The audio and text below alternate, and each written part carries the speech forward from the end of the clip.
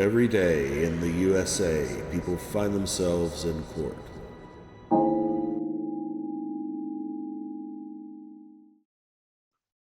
Good morning. We've got work to do this morning. We've got 7 arraignments, a couple of pretrials, some probation violation arraignments, possible walk-in, and then a very difficult sentence at 11. This afternoon, I have a personal protection order matter, and by federal law, those are not supposed to be live streamed. So good morning at 5:10. For those of you up early, I'll let this run for a minute. I just learned I may have to cancel or move my Key West trip. So I hope you're having a good day down there. All right, I have Judge Patterson's got a hearing next door he was quite worked up about, so I might not have a prosecutor. Here's Mr. George, the public defender, the city attorney. See who shows up. Good morning, Tim. Morning. We do have some folks up. All right. Well, good morning, Montreal and North Carolina and Key West and Australia and Hollywood. I'm gonna go ahead and shut this off. We have to get to work. Thank you all for saying hello. Thank you for the hair advice. I think things are still closed upstairs. It was quite gruesome up there yesterday. Hoses and blowers and fans and plastic.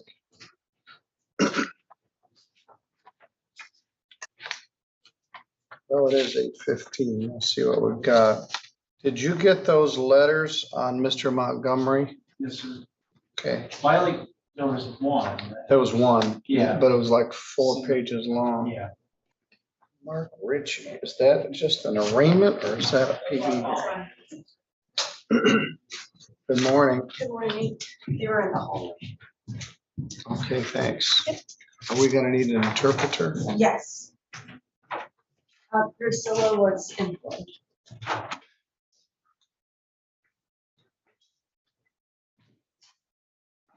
Good morning, Rob. Well, we have 7 people that are supposed to be here and 3 that are, so I guess we'll get started. At least this one's yours, Tim. This is James Michael Elliott. Is that correct? Yes, You got a ticket on September 22nd. Let's take a look at it. It's alleged that what's the charge, Tim? Looks like they wrote it as a miscellaneous misdemeanor ordinance violation. All right, well, they charge you with something. I think it's akin to disturbing the peace. Dispatch for a male subject threatening with a gun upon making contact. Subject stated he lied about the gun and was just upset over his cat. Okay. That the way they've charged it, I believe, is a misdemeanor under Sturgis ordinance, punishable by up to 90 days in jail and a fine of up to $500. Mr. George, is this the kind of thing you would reduce to the civil infraction? Yeah, I think it's more appropriate than civil infraction disorderly. All right. That distinguished gentleman is the Assistant Sturgis City Attorney. You're charged with a misdemeanor, miscellaneous ordinance violation. They have a civil infraction, which is not a crime. It's punishable by a fine only, and the fine is $100. But I guess the allegation is you called and said that there was an incident with a gun, but there really was no gun. that's Yeah. all because I was upset that day because I thought they took my cat. Okay, would you plead to the civil infraction charge, which is not a crime for disturbing the Sturgis Yes, officers. All right. Are you still living in the tent or have you found a place to be? we found a place to stay. Where are you staying? We're staying with a family friend, Joshua Ferris and his wife and family. All right, that's the same people in here and you thought they took your cat. Yeah, I thought they took my cat because the doggy door was open and I never opened that door. There's no way to lock it up or anything. I was just making sure my cat was safe and sound, and I'm just scared of losing her.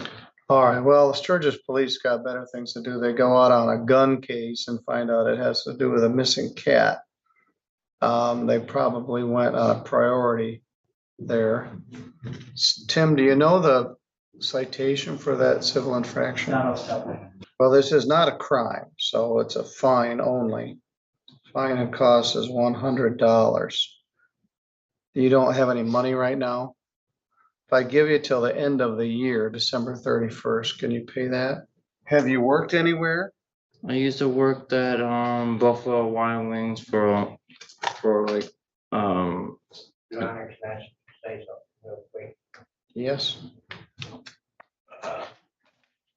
I used to work at Wings downtown Sturgis. He used to work at Buffalo Wild Wings. And he ended up having to go to Hillsdale Hospital Mental Health Ward. Okay. I remember that you were at Wings. All right, I'm gonna give it till the end of the year to pay this. And this one is, again, this is not a crime. It's a civil infraction. But you can't do that sort of thing. It's a waste of city resources and it could be dangerous if they're driving lights and siren to a gun case and it's only about a cat. All right, you're free to go. thank you. I did. Thank you, Judge. All right, thank you. Tim can have this back. All right, let's talk about who's not here. Robert Bartell is charged with driving suspended once again. He owes $845 of other driving suspended. He posted a $500 bond. I think he may be active military.